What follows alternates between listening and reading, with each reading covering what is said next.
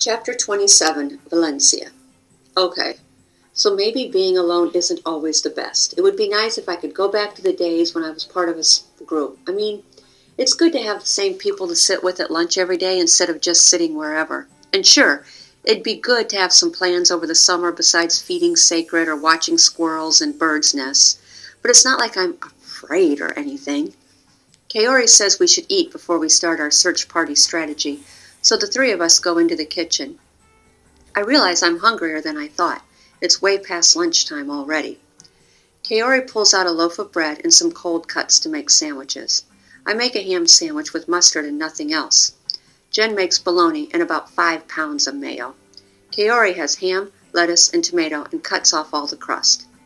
As we all munch on our sandwiches in the Tanaka's kitchen, which is big and clean and smells like potatoes, with a nice table topped with tall, skinny candles, Kaori says that we need to start with the obvious places first. The only obvious place is his house, she says, her mouth half full. We need to go over there and see if he's home. That sounds easy enough, I say. I only used 2 slices of thin ham for my sandwich since I thought it was the polite thing to do, but now I wish I'd thrown on an extra. I taste mostly mustard and bread, but a sandwich is a sandwich when you're hungry. Not as easy as you would think, Kaori continues. She pauses. You're the one who has to go to the door and ask for him. I swallow. Me? Why me? I don't even know him. She takes a swig of her drink and wipes her mouth with her sleeve while talking at the same time, so I miss the first part of her sentence. I catch the tail end. He might get in trouble. Now I get it. If Virgil's parents think he's with Kaori and she shows up looking for him, he could get in trouble, especially if he's off doing something he's not supposed to be doing. Where does he live? I ask. Kaori motions in a random direction. In a nice house on the other side of the woods. He goes to Boyd Middle. So do I say. I'm going into 7th.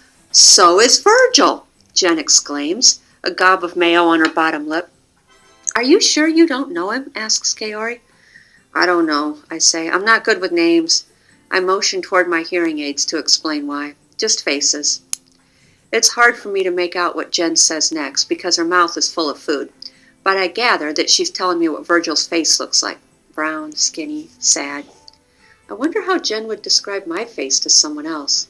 I wouldn't want to be described as sad, but maybe I am. Not right now, though. Right now I'm just a girl eating a sandwich waiting to see what happens next. Chapter 20.